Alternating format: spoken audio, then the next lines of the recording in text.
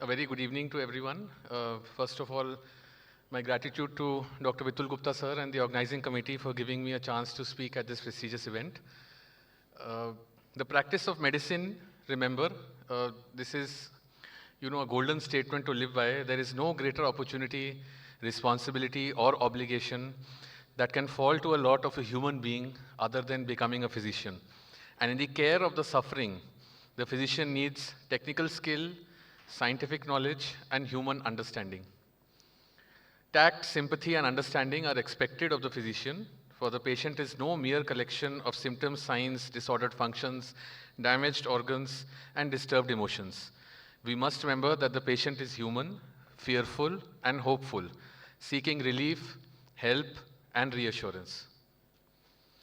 Now, if you look at this painting from many, many years ago, this is actually a painting called The Doctor by Luke Fildes, which depicts the caring relationship between a physician and the patient. So even if the doctor or the physician is unable to do anything to save the life of the patient, which in this case is a small child, at least the doctor is there, with empathy, with sympathy towards the patient, and at least to share the pain, if not anything more. So very good afternoon or a good evening to all of you. I'll be speaking today on breaking bad news. My name is Dr. Niket Verma. I'm from the Department of Medicine at AIIMS Bathinda. Now, as a doctor, we do face many situations where we are forced to, or where we are obliged to, I would say, break certain diagnosis or certain facts to the patient that may not be something that the patient has expected, even in their wildest imaginations. So we'll start with definition. I mean, how do we define something that is a bad news? Now, bad news need not necessarily be only a diagnosis of a disease which is incurable. It is any news that can drastically or negatively alter the patient's view of his or her future. Where there is a feeling of hopelessness, there is a risk of upsetting the established lifestyle, or where there is a threat to psychological or physical well-being. In the case of our government setup, many patients, even if they have to buy medicines or go in for a treatment that costs a lot, even that can be a very bad news for the patient. So it is news that results in cognitive, behavioral, or emotional deficits in the person who was receiving the news. So it could be revealing a serious psychiatric diagnosis, which may require institutionalization. A patient who is told that he or she is HIV positive, even though we have treatment that can prolong the course of the disease, but still it is a bad news. Or a couple who are told that they may not have children, so a diagnosis of infertility, for example. So bad news is not only a diagnosis of, let us say, a malignancy which is incurable. It can encompass a wide range of things. The common denominator we must remember in bad news is a message that has potential to shatter the hopes and dreams leading to the very different lifestyle than what is currently being experienced by the patient. So overall, it has an impact on the day-to-day life that can have profound impact on the human psychology. So it does not only include a situation of death, for example. It can also, be a case of disease recurrence, the spread of a disease beyond the organ initially involved, or the failure of treatment, the presence of irreversible side effects, or the issue of discussing palliative care and resuscitation.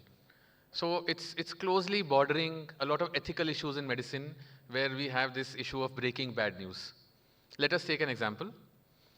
Mrs. E is a 36-year-old woman with 3 young children, and she has been referred to a doctor, let's say Dr. Z, a young female surgeon, for an opinion about the treatment of a lung mass that her primary physician strongly suspected of being a malignancy, but hoped that Dr. Z could offer better treatment. Now, Dr. Z has reviewed the pertinent studies and concluded that Mrs. E has metastatic inoperable malignancy. So the way Dr. Z reacts to these unsettling thoughts is with detachment, with aloofness towards the patient.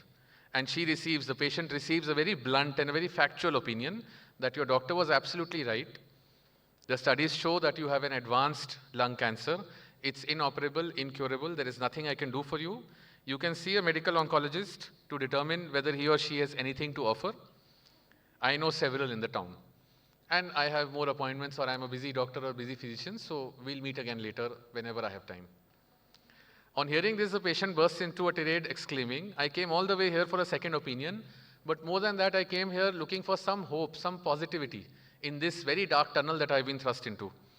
So how dare you stand there and tell me these results? I mean, I know these results. I'm an educated person. But are you aware that I'm only 36 years old?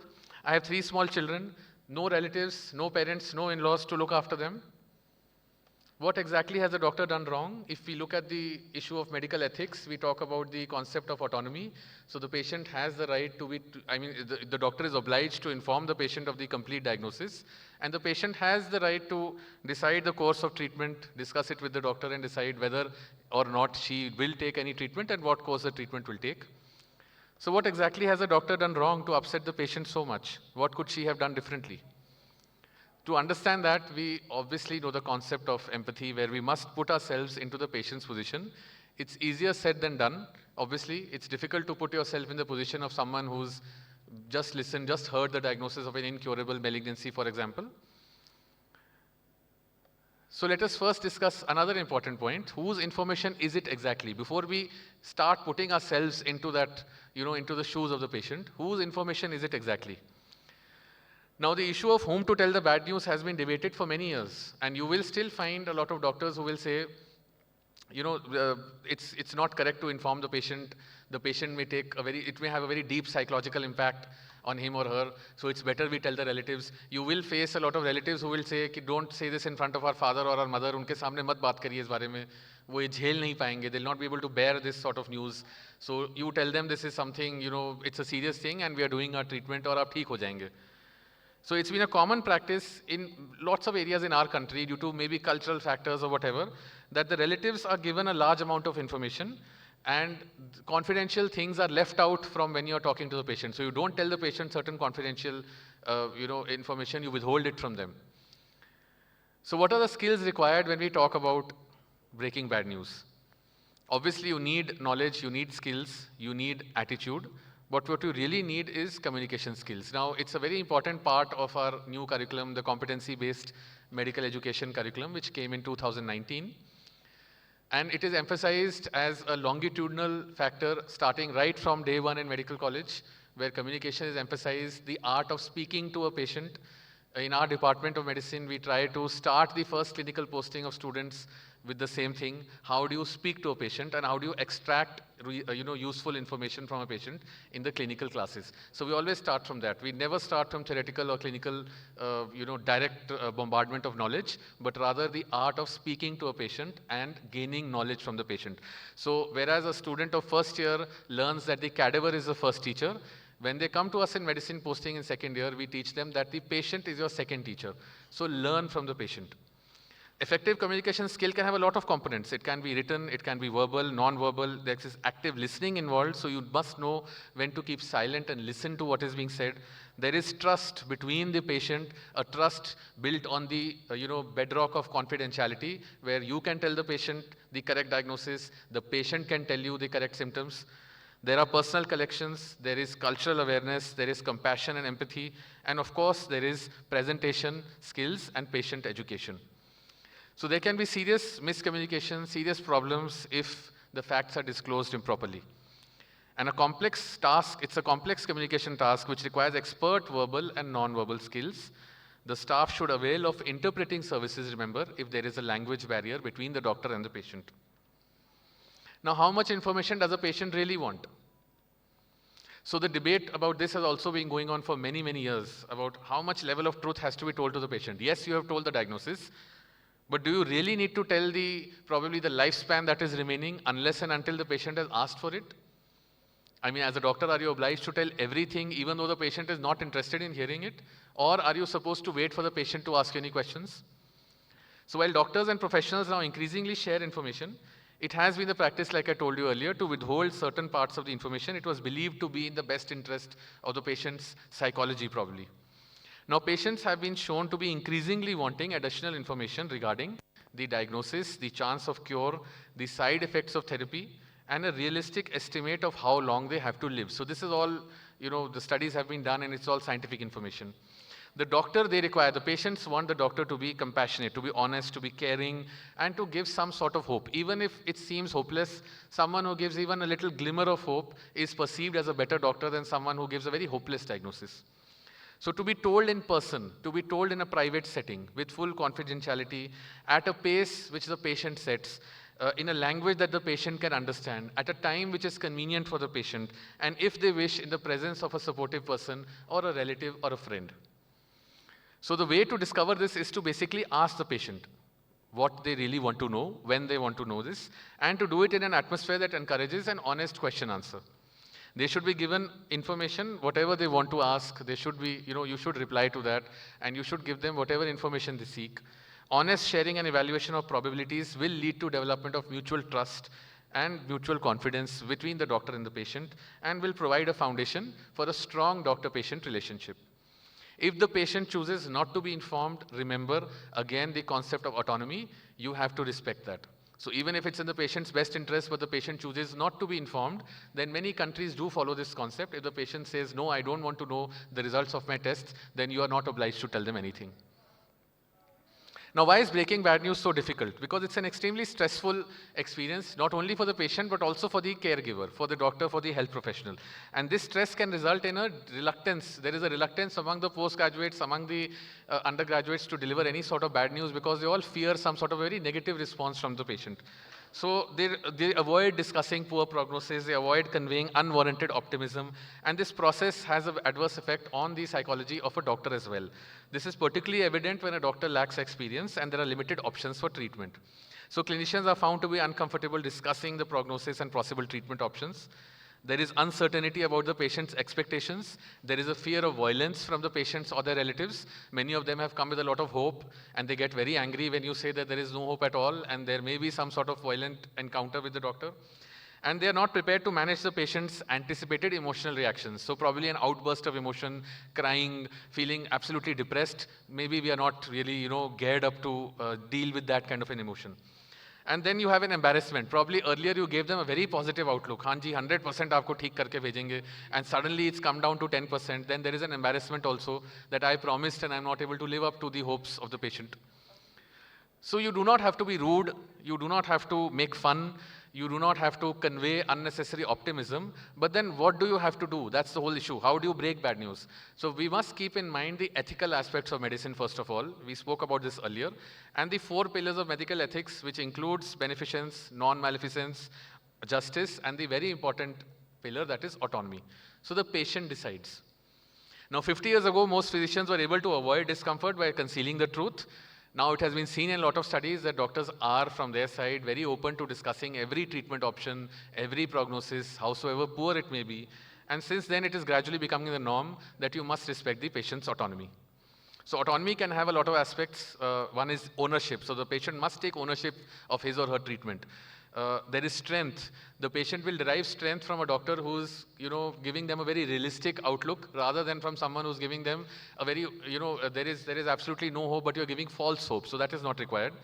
Motivation, when you can discuss treatment options, whatever is convenient to you, you can decide which treatment option to take. And of course, building up on a very strong foundation of a doctor-patient relationship. This is all discussed in the ATCOM module, which was also released along with the CBME, and it is being implemented in most of the colleges in our country. It's a longitudinal program again, spread over the entire duration of MBBS, starting again from the day students enter, and ATCOM stands for Attitude, Ethics, and Communication Skills. Now, who breaks the bad news? So doctors historically have been tasked with breaking bad news, but it can be done by any healthcare staff member. Remember, we all work in a healthcare team as long as they are properly trained. There has been a renewed interest on training the doctors and the healthcare professionals. And for this, you need to educate them. So healthcare professionals education is moving now from a large group setting to a small group setting to maybe a simulation-based teaching learning session in a skills lab, an in-situ simulation setting in the emergency setup, or a real-life immersive setting using augmented reality. Look at this. This is a simulation setting which is being done in a skills lab, and students are being taught how to break bad news to a patient in a skills lab setting or a simulated setting. Again, it can be an in-situ simulation which can be done in the emergency department where the action is, and the students can learn in a very real-life setting how bad news is to be broken. These are the reactions that you can expect, ranging from shock, horror, and anger to disbelief, denial, or rather even colluding, and trying to force the doctor to change their opinion, listening to only the positive parts which you want to listen to. So the very important part is, why do you need a strategy to disclose bad news? Because the way a recipient receives bad news can have a lasting negative effect on the patient. So delivery of bad news can have a long time hostile impact, not only on the patient, but also on the caregiver. So there are three models which you must keep in mind: non-disclosure, full disclosure, and individual disclosure. Now I'll cut my presentation short, so we'll not go into great details about these three models, but we must remember non-disclosure is bad. Full disclosure may not be the correct thing to go for. What we really need is individual disclosure. It's tailored as per the needs of the patient. So each patient, each physician, each situation is different and is flexible. Please remember that. So the underlying assumption is, in an individual disclosure, that people are different and it takes time to absorb and adjust to the bad news. Please give them time to absorb and adjust to the news you've given them. There's a partnership between you and the patient and the other caregivers. Please respect that partnership. Let there be a shared decision making. There are lots of advantages of non and full disclosure, but the biggest advantage of individual disclosure is it is tailored to the needs of the individual. The disadvantage is it is a time-consuming process, and we may not be trained for this particular model, so we tend to keep continuing either with non or full disclosure. So this appears to be the ideal model, but are we really following it? I don't think so. We need to move from non-disclosure towards individual disclosure. We need to avoid going on to the stage of full disclosure, where the doctor-patient relationship is of a partnership and the management style is a joint management. You all heard about this model, so I'll just sum it up in just a short while. The Spikes protocol. The Spikes protocol talks about the proper setting, where you must keep in mind the privacy, you must involve significant others as per the wishes of the patient. You must look attentive and calm. Please switch off your phones, leave your phones outside when you're delivering bad news to the patient. The perception is, before you tell, you must ask what they perceive. Aapko kya samajh mein aaya abhi tak, from all the tests we have done, from all the diagnostic investigations that are done? What do you feel are we really, going towards discussing? What do you think was going on with you? What do you think is wrong with the particular part of your body? What have you learned so far? What have the other doctors told you? So before you tell, you must ask. Then is the very important stage of invitation. So although most patients want to know all the details, it's not always true. Every patient may not be wanting to hear their diagnosis. So before you start blabbering everything, please ask the patient for permission. Let them decide whether they want to know anything or not. Are you the kind of person who prefers to know all the details that's going on? How much information would you like to give me about your diagnosis? These are good questions to work on. Then there is knowledge. Give your patient a warning, a small warning in the beginning. Unfortunately, Mr., Mrs., whatever, I have some bad news to tell you. It's not a very positive thing, but please bear with me, I'll explain it to you. Use language that the patient understands, avoid technical scientific jargon, give the information in small chunks, and regularly take feedback from the patient whether they have understood what you're speaking. Then there is empathy. We've spoken about this. You've attended plenty of sessions on this issue. So you need to put yourself in the patient's place. It's difficult to do that. It's easier said than done. But respond to the emotions in a humane manner. That's the whole thing. So listen for identify the emotion. Tell the patients it's okay. It's okay to feel sad. It's okay to feel angry. It's okay to deny all the diagnosis that I'm telling you. It's all right. But make a connection, an emotional connection with the patient. And then summarize and discuss future strategies. Again, as per the wishes of the patient, at the pace of the patient. There are other strategies, we'll not go into details. So there is an ABCDE, and there is a 6-step protocol, and there is a breaks protocol. But the commonest one that we discuss in undergraduation as well as in postgrad is about the Spikes protocol. That is a setting, perception, invitation, knowledge, empathy and emotions, and summarizing. Now the take-home message from this session: breaking bad news is a distressful situation. It's distressful not only for the patient, but also for the caregiver or the physician. Without a plan for addressing these issues, without a proper strategy, without a proper protocol, you may attempt to downplay the bad news, reveal only bits and pieces of the information just to avoid going into details. The task will never be easy, but then we are doctors. We must remember our task is never easy. So having a plan of action will be very supportive, will be very helpful, and discussing things with the patient frankly will help them pass through this difficult time with your help. In summary, applying the different models in talking to patients and their families about the diagnosis means addressing not only the impact, but also about not only the future, not only the present, but also about the future course of the disease. These are my references, and I thank you all, and I leave you with this wonderful quote from Robert Buckman that says, "The task of breaking bad news is a testing ground for the entire range of our professional skills and abilities. If we do it badly, the patients and their family members may never forgive us. But if we do it well, then they will never forget us. So let us aim that they never forget us and we are able to break bad news in a humane manner. Thank you so much for your patient listening.